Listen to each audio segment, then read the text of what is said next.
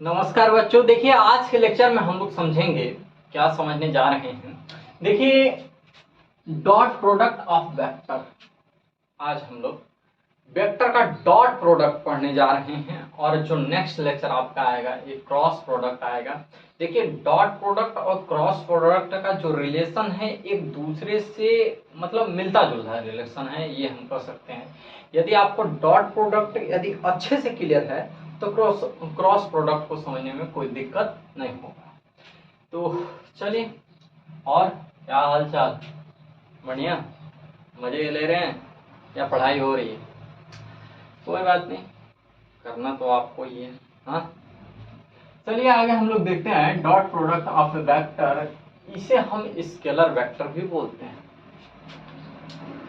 देखिए हम थोड़ा सा एक बेसिक कॉन्सेप्ट ले रहे हैं आपके सामने।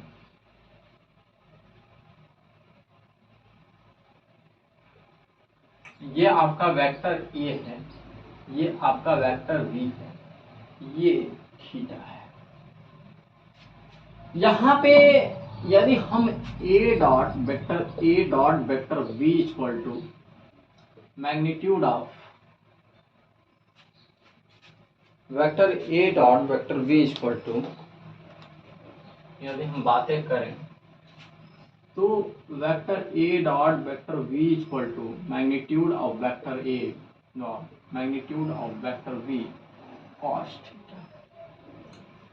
देखिए हम इसी को लिख रहे हैं कि vector A vector B cos theta, magnitude of vector A magnitude of vector B cos theta. यहाँ पे थोड़ा सा ध्यान दीजिएगा, क्या ध्यान देने की बातें हैं कि यदि हम इसके डॉट प्रोडक्ट को यानी magnitude of A magnitude of B cos theta हो जाता है। अब यहीं से हम डिफरेंट टाइप के यहीं से हम रिलेशन को एक यहाँ बेस हम लिखे। अब यहीं से हम लोग डिफरेंट टाइप के रिलेशनों को पढ़ेंगे। अब आइए समझते हैं। यदि vector A dot vector B है तो vector B dot vector A होगा। यहाँ पे कम्यूटेटिव लॉ होल्ड करेगा मल्टीप्लाई के लिए। क्लियर है? लेकिन यही हम क्रॉस प्रोडक्ट की बातें करेंगे तो वहां पे माइनस हो जाता है। हम बोले कि एक दूसरे से थोड़ा थोड़ा ही डिफरेंट होता है डॉट प्रोडक्ट और क्रॉस प्रोडक्ट।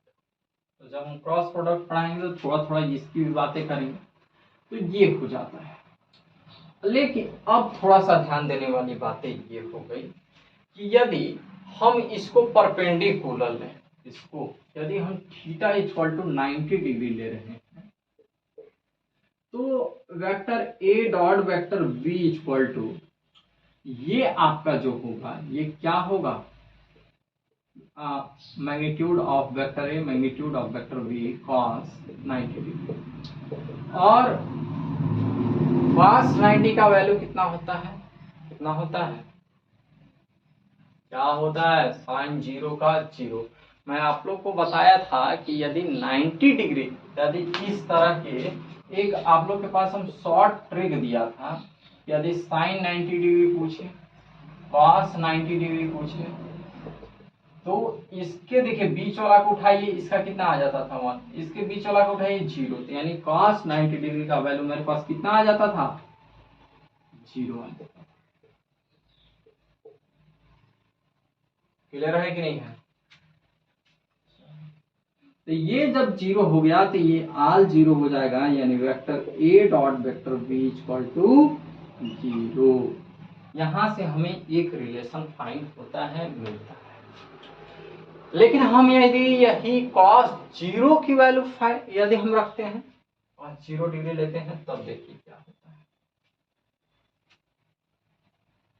यहाँ पे देखिए अब इसका रिलेशन हम लोग लिखते हैं, vector A dot vector B equal to यदि थीटा इक्वल टू हम कितना ले रहे हैं 0 डिग्री, तो mod of A mod of B cos 0 degree. और कॉस 0 डिग्री का वैल्यू क्या होता है बाबू, 1। ठीक है, तो यहां से भी मुझे एक रिलेशन मिला, ये कोई दिक्कत। लेकिन यार यहां से एक रिलेशन आपको ये मिलता है, क्या मिलता है कि यदि हम vector A dot vector B equal to magnitude of vector A magnitude of vector B की बातें कर लें, यदि ए डॉट ए यानी vector A dot vector A की यदि बात करें तो क्या होगा, vector A dot vector A होगा यानी A square magnitude of A square. ये देखिए बहुत इंपॉर्टेंट बातें हैं। क्या बातें हैं? बहुत ही ज्यादा इंपॉर्टेंट बातें हैं। अब यहीं से हम इक्वेशन को यानी कुछ क्वेश्चंस को डिराइव करेंगे, यानी जैसे I cap dot I cap equal to 1 होता है, उसी तरह से J cap dot J cap 1 और K cap dot K cap 1। क्या समझ में आया कि I cap dot I cap यानी आई कैप का dot I cap equal to 1 और J cap dot J cap equal to 1 और K cap dot K cap equal to, clear है? लेकिन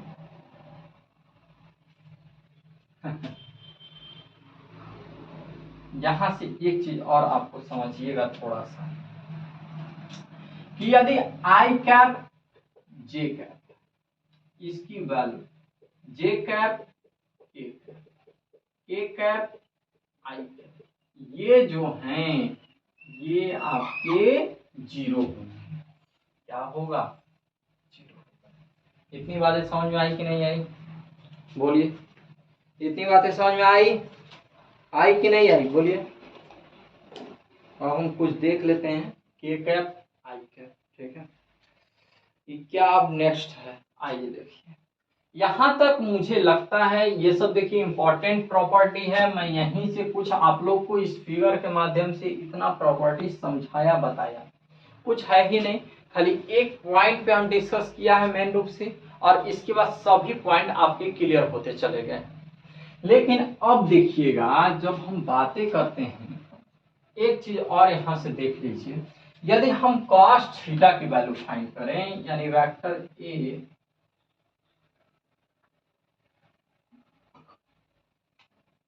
dot vector B equal to magnitude of A magnitude of vector B cos theta, और यहां देखिएगा vector A dot vector B by vector A magnitude of A magnitude of B cos theta.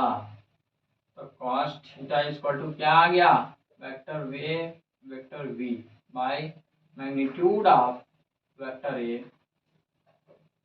Into magnitude of vector B. यहां से मुझे एक relation और find होता है जो कि इस तरह से मिलता है।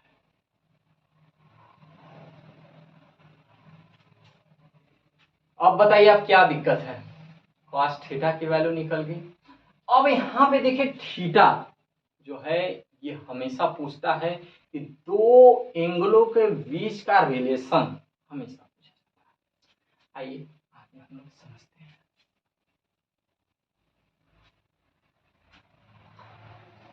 क्लियर है यहां तक? कोई दिक्कत है? स्क्रीनशॉट देखिए ले लिया कीजिए, नहीं तो हम तो इससे बेटर ही बोलते हैं कि बाबू जब आप पढ़ रहे हो तो उसी समय अपना कॉपी पेन रखा कीजिए और वहां से लिखते हुए चलिए। तो जब तक आप कॉपी पेन से लिखते हुए फील नहीं करते चलेंगे मजा नहीं आएगा पढ़ने का, कोई मजा ही नहीं आता। इसीलिए फील करते हुए चलिए और इसे समझते हुए चलिए, क्योंकि जब तक आप वेक्टर को समझेंगे नहीं तब तक ये इसके आने वाला 3D ज्योमेट्री यानी 3 डायमेंशनल ज्योमेट्री बहुत बेहतरीन और बहुत इंपॉर्टेंट टॉपिक है, वो नहीं समझ में आएगा, ठीक है? क्योंकि मैं वहां यहीं से ही सब कॉन्सेप्ट उठाऊंगा। क्लियर है?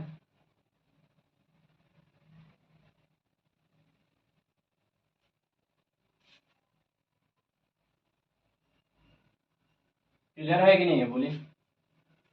अब देखिए आगे इसके कुछ क्वेश्चंस के बारे में हम बातें करते हैं, ठीक है? कुछ क्वेश्चन की बातें करते हैं।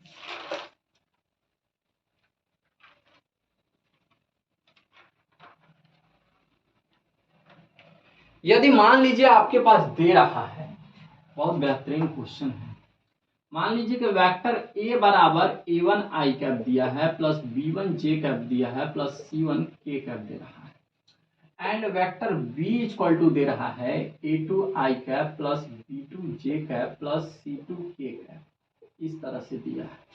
हमें इसका एंगल फाइंड करना है यार, दोनों के बीच की एंगल को फाइंड करना है। तो एंगल यानी cos थीटा इक्वल टू क्या होता है, vector a dot vector b by mod यानी magnitude of A magnitude of B, दोनों के। अच्छा, अब मुझे देखिएगा यहाँ पे, इसके लिए हमें क्या करना पड़ेगा, सबसे पहले vector a dot vector b find करना पड़ेगा। तो a डॉट b को जब हम फाइंड करेंगे तो आई कैप इंटू आई कैप 1 होता है, तो इससे इसमें मल्टीप्लाई कीजिएगा तो a1 a2 आएगा प्लस b1 b2 आएगा प्लस c1 c2 आएगा। जब मेरे पास ये मिलता है एक चीज, अब देखिए magnitude of A, magnitude of vector A, vector A का मैग्नीट्यूड क्या होगा, a1 square plus b1 square plus c1 square, sorry. अब मैग्नीट्यूड ऑफ वेक्टर बी क्या होगा, a2 square plus b2 square plus c2 square.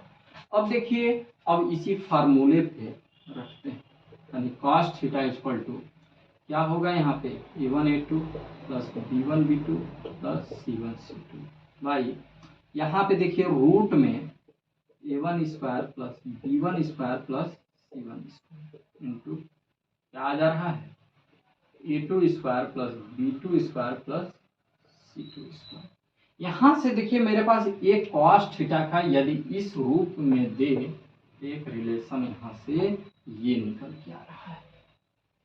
Clear है कि नहीं है, क्लियर है, क्लियर है।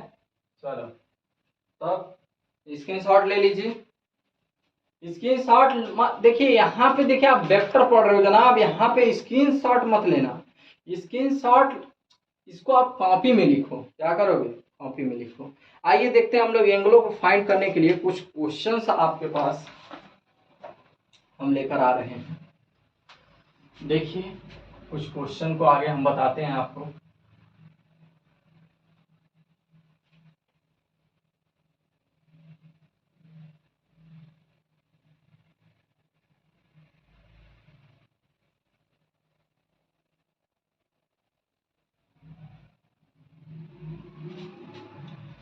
बोल रहा है find the angle between two vectors, ये एग्जांपल नंबर 13 है एनसीईआरटी का।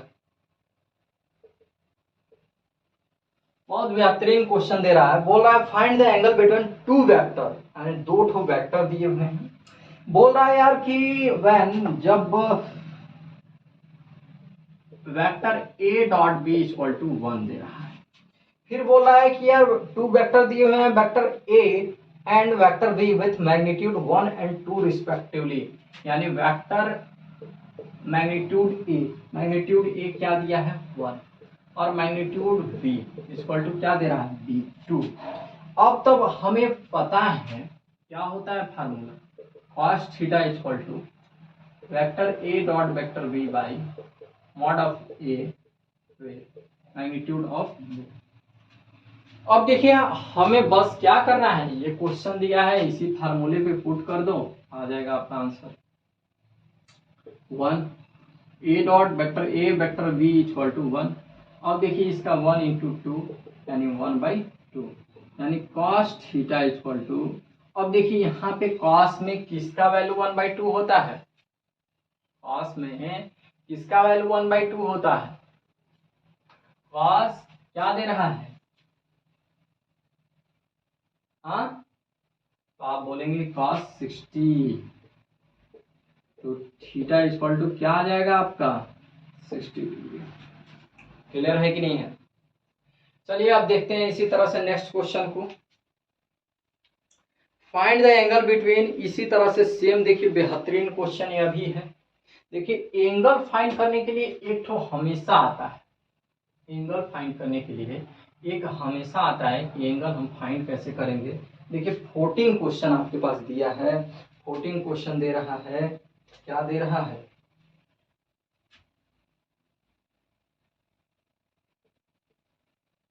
बोल रहा है find the angle between theta, यानी मैंने एंगल फाइंड करना है। बोल रहा है वेक्टर ए, यानी vector A equal to I cap J cap minus K cap and vector V equal to I cap J cap plus K cap, ये दिया है।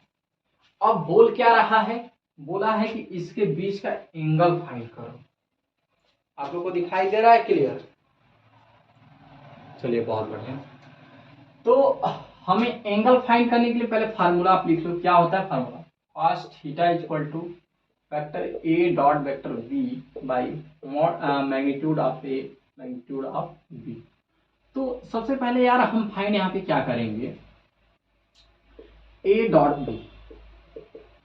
देखिए इससे इसमें मल्टीप्लाई करोगे तो 1 आएगा, -1 आएगा, -1 आएगा, यानी इसकी वैल्यू आ जाएगी आपके पास, यानी vector A dot B equal to -1। हमारे पास एक चीज और आ रहा है, क्या आ रहा है, यहाँ देखिए मैग्नीट्यूड ऑफ वेक्टर ए क्या आएगा, 1 का स्क्वायर प्लस 1 का, और यहाँ पे माइनस का भी स्क्वायर करेंगे तो 1 ही आएगा, यानी √3 आ जा रहा है। Magnitude of vector B find करिए, 1 का स्क्वायर